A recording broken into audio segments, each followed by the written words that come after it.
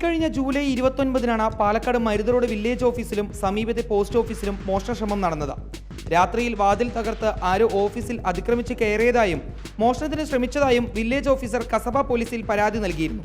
പ്രദേശത്തെ CCTV ദൃശ്യങ്ങൾ കേന്ദ്രീകരിച്ച് നടത്തിയ അന്വേഷണത്തിനിടയിലാണ് കണ്ണൂർ ജയിലിലേക്ക് കഴിഞ്ഞ ദിവസം റിമാൻഡ് ചെയ്യപ്പെട്ടെത്തിയ കോഴിക്കോട് സ്വദേശി സനീഷ് ജോർജ് ആണ് പ്രതിയെന്ന് പോലീസ് കണ്ടെത്തിയത്.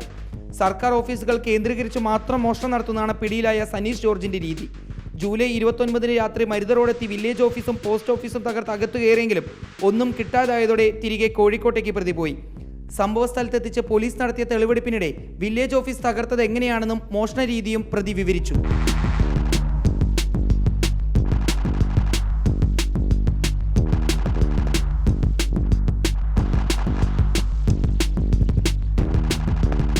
നേരത്തെ നാദാപുരം കോടതിയിൽ നിന്ന് തൊണ്ടി മുതലായി സൂക്ഷിച്ചിരുന്ന സ്വർണം മോഷ്ടിച്ച കേസിലെ പ്രതിയാണ് സനീഷ്.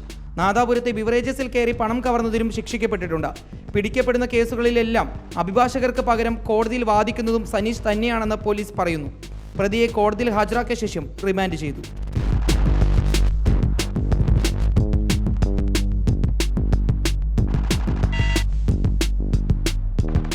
റിപ്പോർട്ടർ, പാലക്കാട്.